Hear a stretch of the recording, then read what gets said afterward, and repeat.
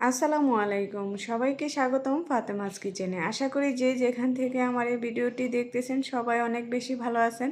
আলহামদুলিল্লাহ আমিও ভালো আছি। আবারও চলে আসলাম নতুন আরও একটি রেসিপি নিয়ে। আর দেখতে দেখতে রোজা কিন্তু শেষ হয়ে গেল। আর আজকে শেষ রোজায় খুব মজার একটা খাবার তৈরি করব, সেটা হচ্ছে কাঠি কাবাব। আর সেই খাবারটা দিয়ে আজকের ইফতারটা শেষ করব, আর সেটাই আপনাদের সাথে শেয়ার করব। এর জন্য আমি এখানে কিছু পরিমাণে নিয়ে নিলাম চিকেন, তার সাথে দিয়ে দিলাম গাজর কুচি হাফ কাপ পেঁয়াজ কুচি, আর হাফ কাপের মতো হচ্ছে ধনেপাতা কুচি। আর সাথে দিয়ে দিলাম 1 চা চামচ হচ্ছে মরিচ গুঁড়া, 1 চা চামচ হলুদ গুঁড়া, 1 চা চামচ হচ্ছে গরম মশলা গুঁড়া, আর দিচ্ছি 1 চা চামচ আদা বাটা, 1 চা চামচ রসুন বাটা। এখন সবগুলো উপকরণ আমি চিকেনের সাথে ভালোভাবে মেখে নিচ্ছি। আর দেখেন এদিকে কিন্তু চিকেনে আমি লবণ দিতেই ভুলে গেছি। তারপর লবণ দিয়ে চিকেনটাকে আবারও একটু মেখে এটাকে ব্লেন্ডার জারে নিয়ে আমি ব্লেন্ড করে নিলাম। তারপর এখানে দিয়ে দিচ্ছি আবারও কিছু পরিমাণে গাজর কুচি, পেঁয়াজ কুচি, আর কয়েকটা কাঁচামরিচ কুচি। আর দিচ্ছি হচ্ছে হাফ কাপ হচ্ছে বিস্কিটের গুঁড়া, আর দিচ্ছি হাফ কাপ কর্নফ্লাওয়ার। আমি এখানে বিস্কিটের গুঁড়াটা ব্যবহার করেছি, আপনাদের কাছে ব্রেড গ্রাম থাকলে সেটাই দিয়ে নেবেন। আমার কাছে ব্রেড গ্রাম ছিল না, সেই জন্য আমি বিস্কিটের গুঁড়াটা দিয়ে দিলাম।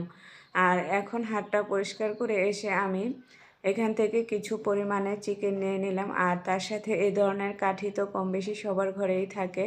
এখন কাঠিটাকে চিকেন দিয়ে আমি কিভাবে মুড়িয়ে নিলাম সেটা কিন্তু দেখেই বুঝতে পেরে গেছেন।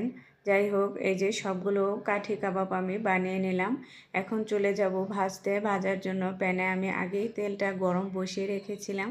আর তেলটা যখন গরম হয়ে এসেছে তখন আমি একে একে কিন্তু কাবাবগুলো প্যানের মধ্যে দিয়ে দিলাম। আর এখানে খুব বেশি কাবাব দিয়ে ভাজতে যাবে না, তাহলে কিন্তু কাবাবগুলো ভেঙে যাবে।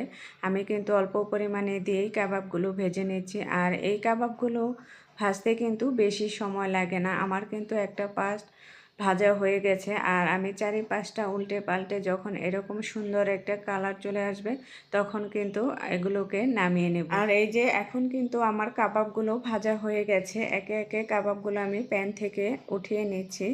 আর সেমভাবে করে আমি সবগুলো কাবাব ভেজে রেডি করে নিয়েছি।